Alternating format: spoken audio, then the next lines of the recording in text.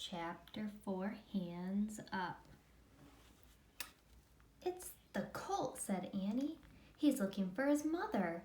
She ran toward the wild-eyed little horse. "Wait," called Jack. "Oh, brother." He pulled the book out of his pack. He found a chapter titled Horses of the Wild West. He started reading. At the end of the 1800s, over 1 million wild horses come Mustangs wandered the West. These tough, fast horses were descendants of runaway Spanish horses. Mustang herders captured them and sold them to ranchers. Breaking a wild Mustang took great skill. Jack turned the page. There was a picture of a herd of horses. 2 of them even looked like the beautiful Mar and her colt. "Hey, Annie," Jack called. "You should see this picture." Annie didn't answer. Jack looked up. Annie was trying to get close to the young Mustang, but he kept darting away. "Watch it, he's wild," said Jack. Annie was speaking softly to the colt. She slowly reached out and grabbed the end of his rope. Still talking to him, she led him to a broad wooden post. "Stop, don't do anything," said Jack. He flipped the pages of his book and he found a section called How to Treat a Horse. The basic rules on how to treat a horse are simple. A soft hand, a firm voice, a sunny attitude, praise, and a reward.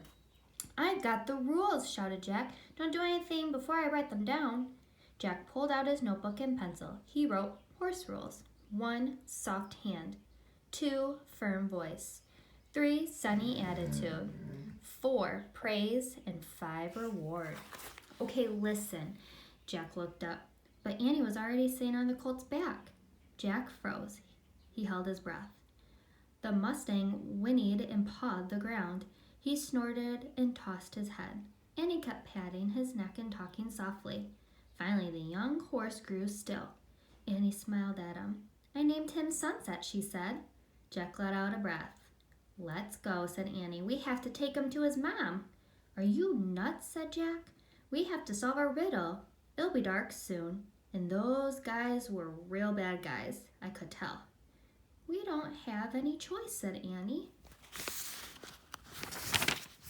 "Oh, brother." Jack knew she wouldn't change her mind. "Let's see what the book says." He read more about Mustangs. Wild Mustangs live together in families.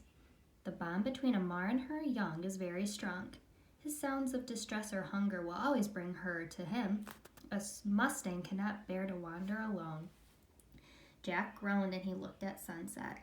The young Mustang did have a sad look in his eyes. "Okay, we'll make a plan," he said. "But first I have to get out of these boots." Jack grabbed one of his boots and pulled. "Hurry," said Annie. "I can't even think in these things," said Jack. He huffed and puffed and pulled. Then a deep voice stopped him cold. "Hands up or I'll shoot." Jack let go of his boot and he raised his hands in the air, and so did Annie. A cowboy rode out of the alley. His face was bony and tanned. He was riding a gray horse and pointing a 6-shooter. "I reckon you're the smallest horse thieves I have ever come across," he said. And that's the end of chapter 4. Next chapter is Slim.